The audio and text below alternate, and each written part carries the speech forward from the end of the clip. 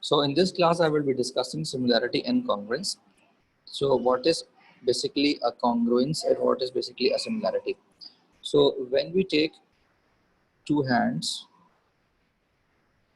are normally congruent.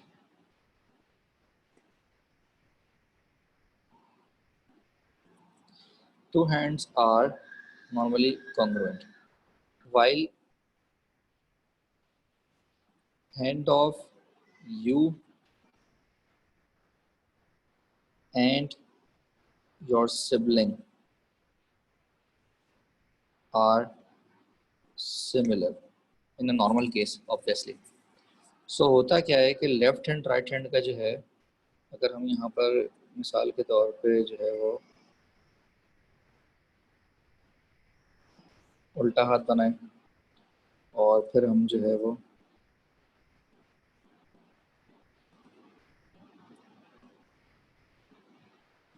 सीधा हाथ बनाएं, कोशिश की है मैंने। सो होता क्या है कि अगर हमारे पास ये ए है तो ये ए डैश है, ठीक है। ये अगर हमारे पास बी है तो ये बी डैश है, ये सी है तो ये सी डैश है, ये डी है तो ये डी डैश है, और ये ई है तो ये ई डैश है। अब होता क्या है कि सिमिलैरिटी में जो है, प्लीज़ खामोश हो जाइए आप लोग प्लीज़।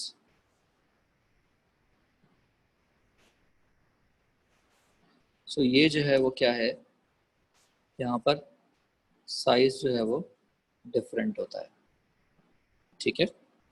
सो यहाँ पर जो है वो कॉन्ग्रुएंसी में साइज जो है वो सेम होता है,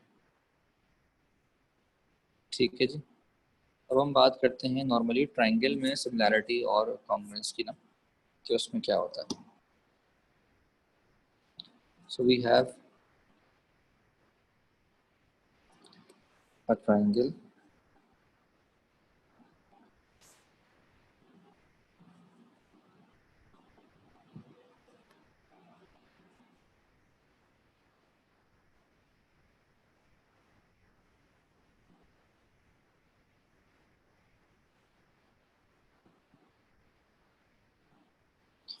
so we have a triangle, let's say A, B, C and A dash, B dash, C dash.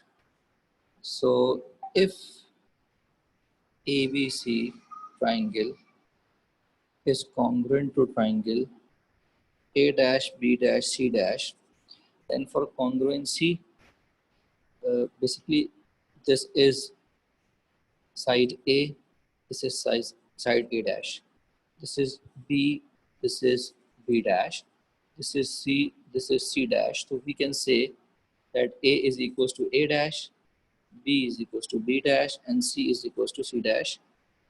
And their opposite angles, obviously angle A is equals to angle A dash, angle B is equals to angle B dash, and angle C is equals to angle C dash will be equal. So this is the topic you have already learned in your O-levels examination. For O-level examinations, in your O-levels classes, we have already done this.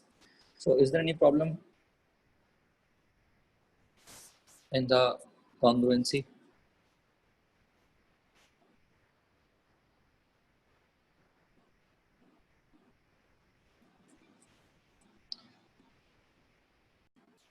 So now we have two triangles.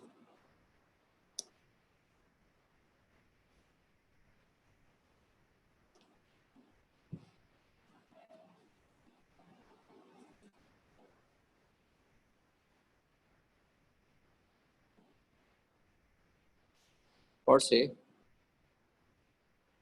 this is enlarged k times. So after enlarging it k times, it would be like this.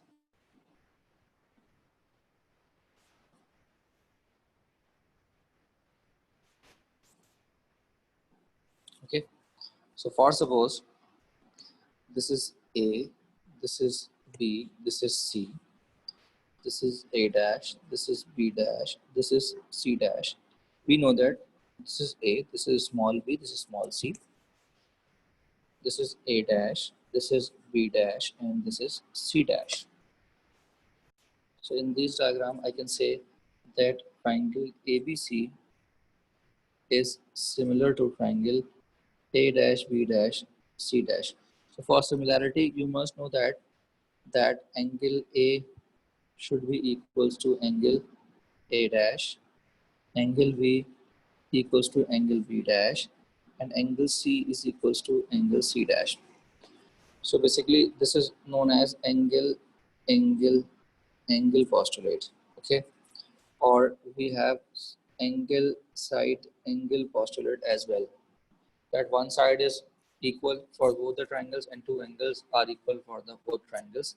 So then it is also known as the similar triangles. So for similar triangles you must know that the ratio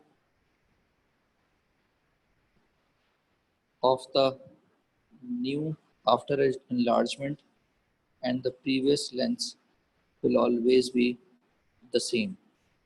जो new और old का जो हमारे पास ratio है वो हमेशा same होता है और ये रेशो बराबर होता है के, जो कि के जो है वो क्या है, एनलार्जमेंट का फैक्टर है।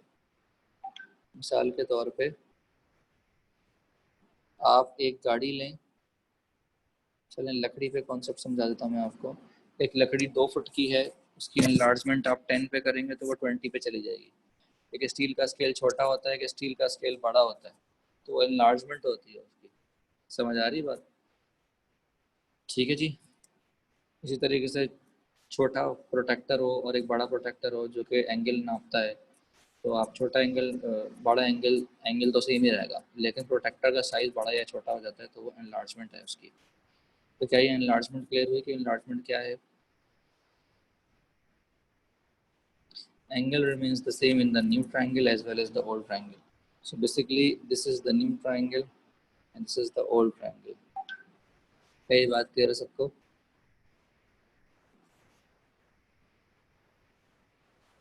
ओके, अब कॉन्ग्रुएंसी में होता ये है कि अगर हम बात करें कि ट्राइंगल ए बी सी को हम करस्पॉन्ड कर रहे हैं triangle A dash B dash C dash से, तो यहाँ पर होता क्या है कि we have side side side correspondence. What is side side side correspondence? Side side side correspondence ये कहती है कि जनाब अगर हमारे पास ए जो है वो बराबर है ए डैश के, बी बराबर है बी डैश के और सी बराबर है सी डैश के, देन हम ये लिख देते हैं कि triangle A B C is congruent to triangle A dash B dash C dash, और इसकी वजह से एंगल ए बराबर हो जाता है एंगल ए डैश के, एंगल बी बराबर हो जाता है एंगल बी डैश के, और एंगल सी बराबर हो जाता है एंगल सी डैश के। ठीक है जी। इसी तरीके से एक और करस्पॉन्डेंस होती है जिसको हम कहते हैं SAS करस्पॉन्डेंस। SAS करस्पॉन्डेंस क्या होती है? इसके अंदर होता क्या है कि फॉर सपोज अगर मैं कहूँ कि ए बराबर है ए डैश के, एंगल बी बराबर है एंगल बी डैश के और सी बराबर है सी डैश के, सो हम ये कह देते हैं कि triangle ABC is congruent to triangle A dash B dash C dash. क्या कभी दो साइड एक एंगल अगर आपस में बराबर है, अच्छा भी अब A के अपोजिट एंगल A है तो ये आपस में बराबर होंगे, और इसी तरीके से एंगल B के अपोजिट जो लेंथ्स हैं वो भी आपस में बराबर होंगे।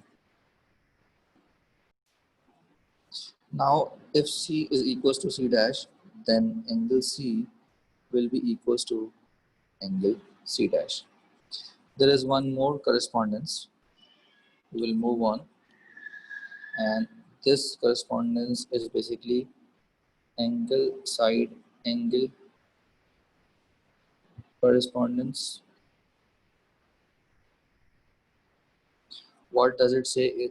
It says if, for suppose, angle A is equals to angle A dash, angle B is equals to angle B dash, and C equals to C dash, we can clearly see that two angles are equal and one side is equal. So we can say that triangle ABC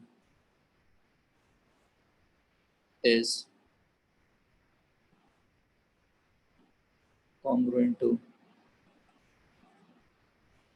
triangle A dash B dash C dash. So in this correspondence, you can say the angle is equal, then the sides will also be equal. A is equals to A dash, B is equals to B dash, and angle C is equals to angle C dash. So अब आपको मैं question जो है ना उसके question से जो है वो थोड़ा सा समझाता हूँ कि क्वेश्चन किस तरीके से सॉल्व हो सकता है. ठीक है, फॉर सपोज हमारे पास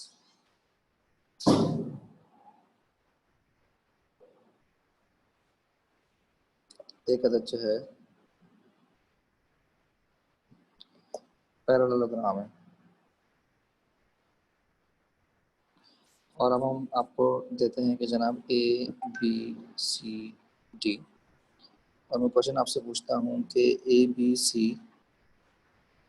is congruent to which triangle.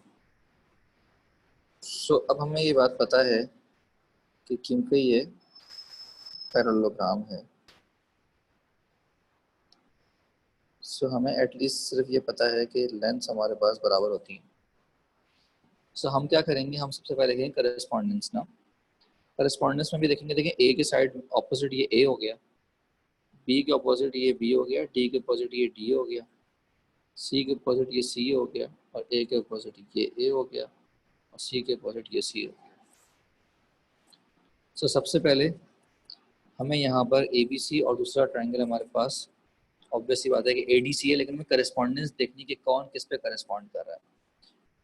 तो हम किस तरीके से करस्पॉन्डेंस करेंगे ज़रा ये देखते हैं.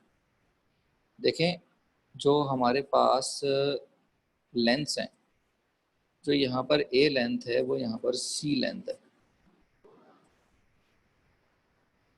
अगर हम ट्रायंगल ए बी सी की बात करें और हम ट्रायंगल जो है वो ए डी सी की बात करें, अभी हमें नहीं पता कि कौन सा वर्टेक्स किस पे करस्पॉन्ड कर रहा है. अभी हम सिर्फ ये देख रहे हैं कि कौन सी चीज़ किसके बराबर है. तो इस ट्रायंगल में जो सी है वो इस ट्रायंगल में ए है. क्या ये बात सबको क्लियर हो गई?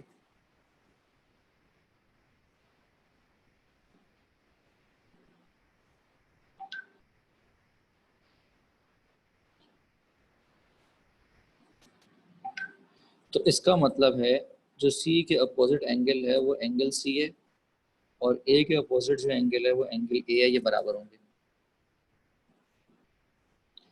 इसी तरीके से जो इस ट्रायंगल में बी है वो इस ट्रायंगल में डी है, तो इसका मतलब एंगल बी जो है वो बराबर हो जाएगा एंगल डी के.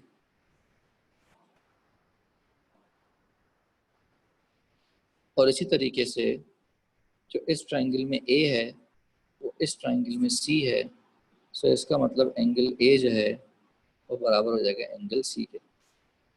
सो अब अगर मैं यहाँ पर लिखूँ कि भाई ट्रायंगल ए बी सी किसके कॉन्ग्रुएंट है, तो जनाब ए के ऊपर आना चाहिए C, so I will write सी.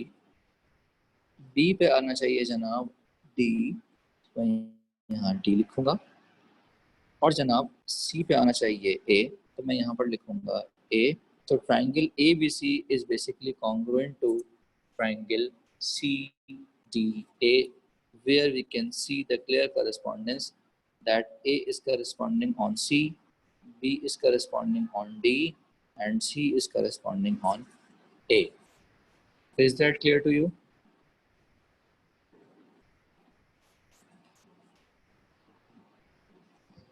क्या ये बात समझ में आ गई?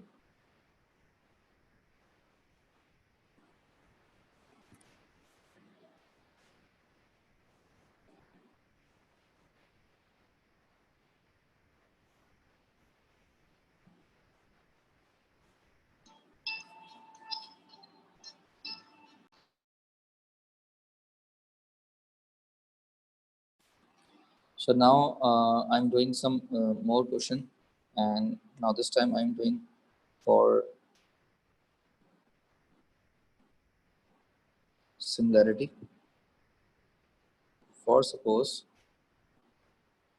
these are two trapeziums. This is 90.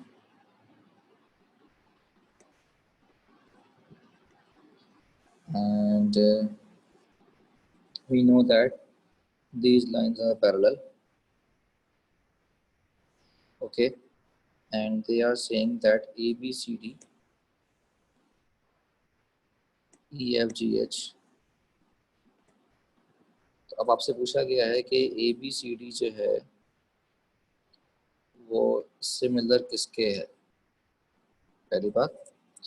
और यहाँ पर हमें कुछ चीज़ें दी हुई हैं। फॉर सपोज अगर ये 3 है तो यहाँ 9 दिया हुआ है, ठीक है।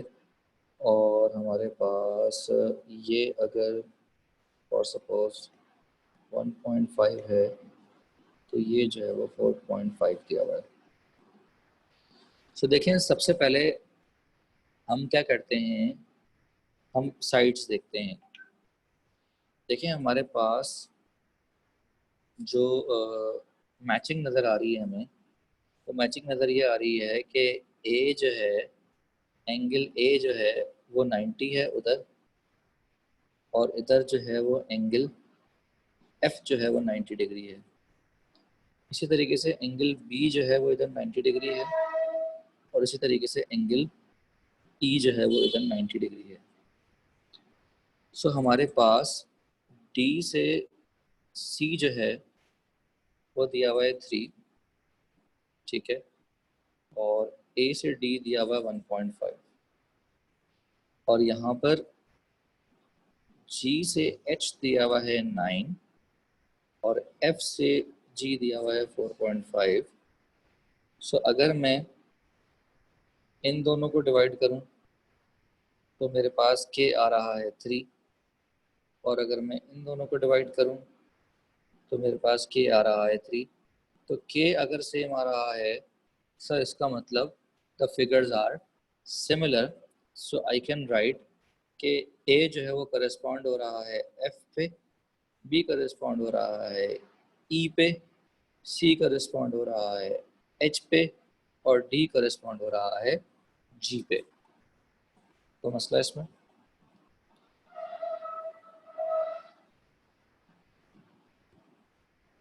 एक और क्वेश्चन देखते हैं।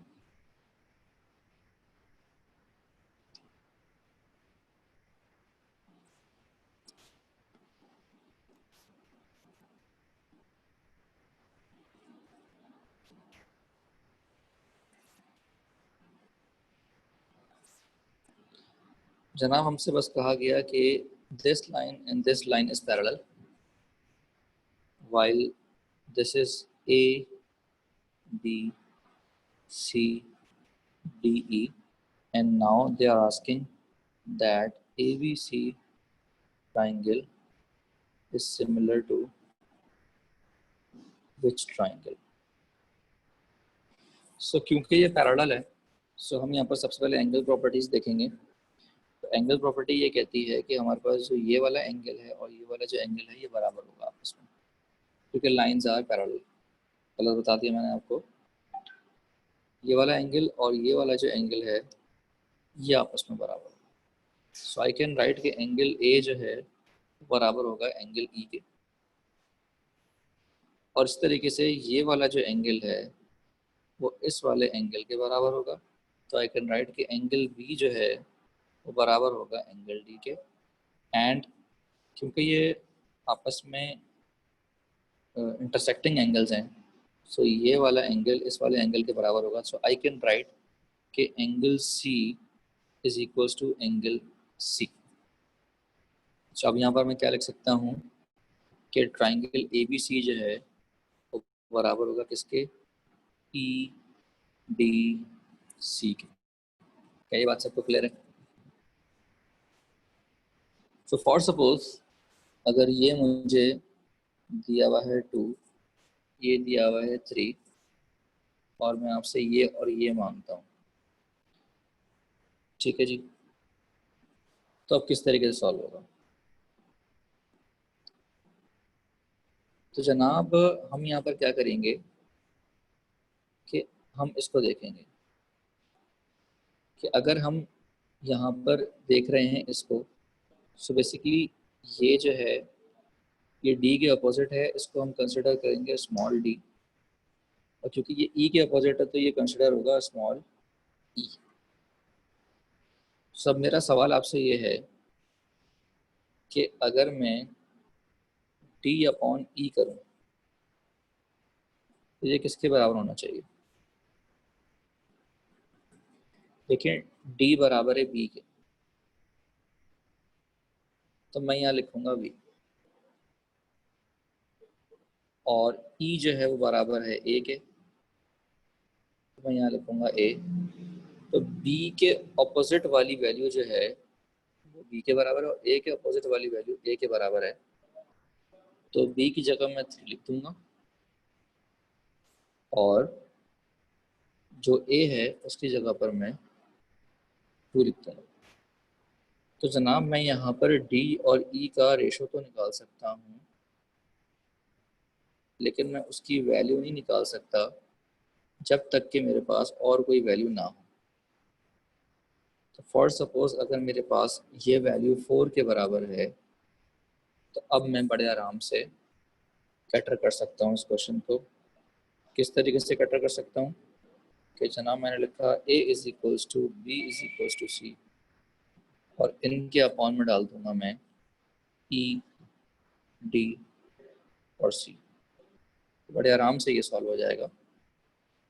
तो अब मैं किस तरीके से लिखूंगा इसको मैं लिखूंगा 2 अपॉन ई, इसको मैं लिखूंगा 3 अपॉन डी, और सी अपॉन सी का मतलब है कि उसमें जो सी की वैल्यू है 4 है, और इसमें जो है वो बराबर है सी के। अब यहाँ पर साइमल्टेनियस सॉल्व करके हम वैल्यूज निकाल सकते हैं। ठीक है जनाब।